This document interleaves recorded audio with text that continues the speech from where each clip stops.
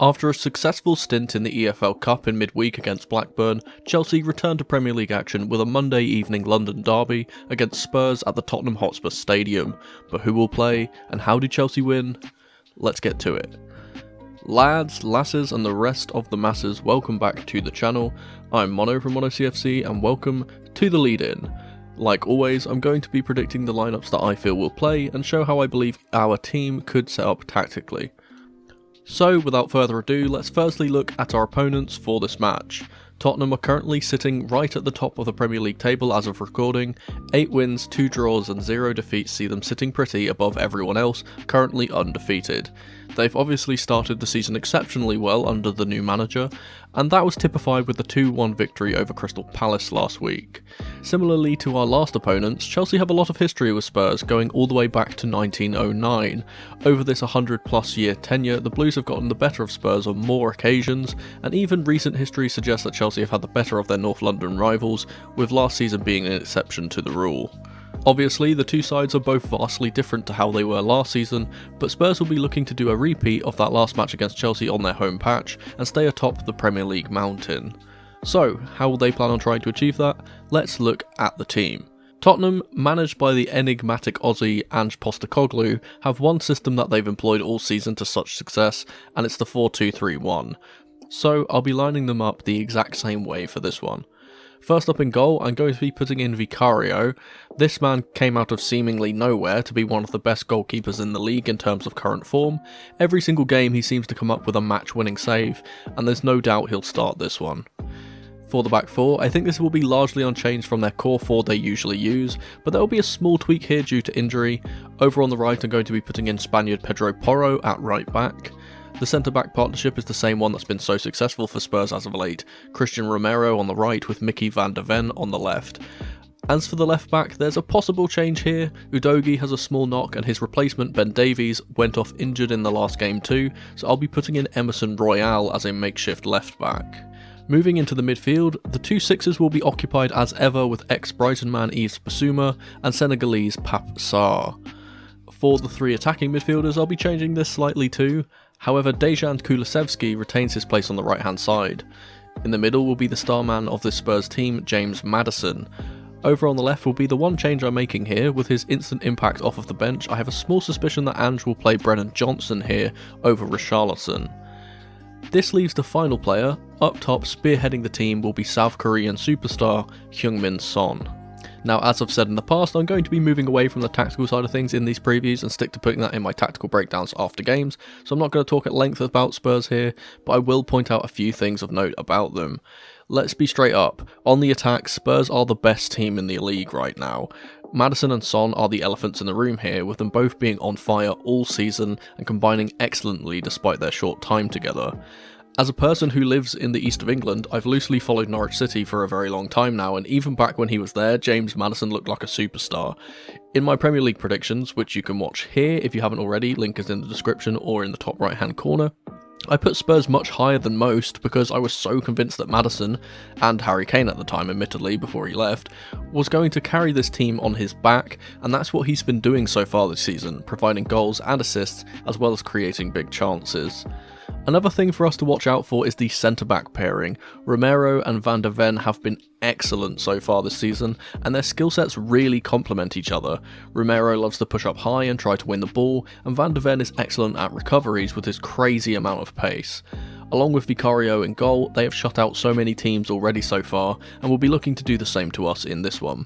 That being said, there is a crack in their flawless armour. The recoveries are great, but that's not entirely something you can rely on every game. Eventually, teams are going to find a way through, and we might just see that with Chelsea considering how much better we are at transitioning in comparison to regular play. Tottenham suffer from one thing. They give their opponents far too many chances and have just been, well, getting away with it all season. I'd love to suggest that would change against Chelsea, but we haven't exactly been the best finishers so far this season. But as I said, I'd like to focus more on our own team from now on, so speaking of the Blues, let's talk about Chelsea. But real quick, if you're enjoying the content and want to see more, please consider subscribing to the channel. Cheers. Let's start with the formation, same as usual, 4-2-3-1 or 4-3-3. I don't think the team will change much from midweek other than the players that were rested returning to the starting 11. So first up in goal, I'm going to be putting in Robert Sanchez. Not much to say here really, he's obviously going to start. Let's just hope he doesn't have another passing mishap in this game, hey? For the back four, I'm going to rotate some things around. Poch has hinted in the press conference that James could be rested for this one due to him still being eased in from injury, but this is a very big game for us, so there is no chance he doesn't start, right? I suspect Gusto will replace him at around the 60th minute mark in the second half, but he needs to play in this one. The centre-back partnership will be a slightly different one for us. As he was rested in midweek, I imagine that Thiago Silva will be the one starting in the right centre-back role, and next to him I'm going to be putting Benoit Badiashile straight back in. He got off to a great start in his first game back, and I feel as if he should retain his place. That leaves us with the left back, and I'm going to be predicting something a little odd here. I think Marc Cucurella will be finally given a rest as Levi Colwill comes into play here. With our pseudo 3 at the back system forming when James goes forward, I think Colwill provides some nice defensive cover on this left hand side. Moving into the midfield, this will be the easiest part of the team to pick, the same standard trio we've gotten used to seeing in recent weeks. Moises Caicedo and Enzo Fernandez in the deeper roles, with Conor Gallagher playing more advanced. The 3 up top will be altered as well. I think with his bright spark in midweek and his success on the right hand side in particular that Raheem Sterling will play from the right wing. Over on the opposite flank I'm going to be putting in the returning Mykhailo Mudryk, as he's one of the only players in the league that can rival Van de Ven for pace. Now I know you're all screaming at the screen right now saying where's Palmer, but hear me out for a second. Up top in the striker role, playing as a false 9, will be Cole Palmer for me. I think Jackson's confidence is absolutely shot, and Poch might consider reverting to what worked very well for us against Arsenal, a team that plays in a similar offensive fashion to Spurs. Though this is a 4-3-3, I think in game it will act a bit differently, which I'll touch on in a moment. Now I'm going to break down how I think we should play in order to get a result against Spurs, but before I do so, it's time for the question of the day. As always, I'm going to highlight some of the comments from the last video, so here are a few responses to the last question of the day. Thanks guys for your continued support as ever. If you want your comment to be featured in the next video, leave your answer to this video's question of the day down below with QOTD at the start as always. So for this week's question of the day, we'll go for this. Who is your favourite forgotten Chelsea cult hero? Alright, so how will we play? Well, I don't think we stand much of a chance in this game in truth, but as always, I will try to stay positive despite the gloomy situation and highlight how I believe we can find some success in this game. I'm going to point out what I believe are our keys to success here. Firstly, we have to play our game and not let Tottenham play theirs.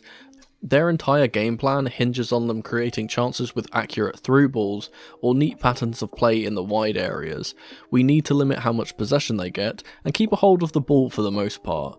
We will need to see another solid performance from our fullbacks in this one, like we saw against Arsenal too. Our press will need to be utilised, but utilised smartly. Spurs have shown that they are comfortable playing out from the back. Even against heavy pressing sides like Liverpool and Arsenal, they looked relatively unmoved. I would like to argue that our press is probably the best in the league, with Conor Gallagher being the personification of that, but others such as Palmer, Caicedo and even our forward players have largely found success from hyper-aggression, as I think it can unnerve even the most comfortable of teams. Let's quickly look at the way we will set up in this lineup I've presented. Although this is a 4-3-3, it will likely look more like a 4-4-2 in actuality. Similarly to the Arsenal tie, I think Cole Palmer and Conor Gallagher will act as central false 9s, with Mudryk and Sterling holding the width for transitions. This flummoxed Arsenal as they couldn't play through the centre, and this limited how often their creative players, mainly Ødegaard, could get on the ball and try to influence play. I think against Spurs we could do a similar thing, as limiting James Maddison will be vital to blunt the attack of Tottenham. And speaking of doing that, we will have to be wary of set pieces, as Maddison is a freakishly dangerous dead ball specialist and can unlock defences with relative ease. Defending set pieces hasn't really been much of an issue for us this season in truth, but we have been caught out at the back post once or twice in recent memory, so it's something we need to be sharper at in general. I've mentioned this frequently, but Chelsea plays so much better against bigger sides. Teams that sit in and don't allow space in behind are our biggest weakness, and we know that Spurs will come to play as they always have done under Postecoglou. If they leave spaces in behind to exploit with the pace of Sterling and Mudryk, then we stand a chance of creating a lot of goal scoring opportunities in this one. It's just a matter of finishing the chances when they come, which admittedly has been our downfall so far this campaign. This game is so important for our season. With games against City and Newcastle to come, a loss here could send us further and further down the table, and we don't want a repeat of last season despite the obvious period of transition we are going through. Not only that, but it's important for Pochettino. Coming back to his old stomping ground and dishing out Spurs' first defeat of the season would be so sweet, and a feather in the cap of the Argentinian. Any London derby is a game we must win, but especially against Spurs, this is a real chance to prove ourselves whilst getting some bragging rights. For a score prediction, I'm going to predict a Chelsea win, though admittedly that is a rather optimistic view of things. I'll say that Chelsea will beat Spurs by 2-1. I'm going to say that our goals will come from Cole Palmer scoring yet another penalty, and one for captain Reece James pelting in a thunderbolt from the edge of the box. As for the Spurs goalscorer, I'll give it to Kulusevski whipping in a left-footed curler into the far corner. But that was just my lead-in match preview for Chelsea vs Tottenham. Thank you ever so much for watching. Let me know your thoughts on these possible lineups in the comment section below, and if you'd be so kind, subscribe to the channel and leave the video a like if you enjoyed. Don't forget to tap the notification bell so you never miss a video from me, or check out some of the other videos on the channel on screen right now. I've been Mono from MonoCFC, and remember, in the rain or in the dry, keep that blue flag flying high. Come on, you Blues.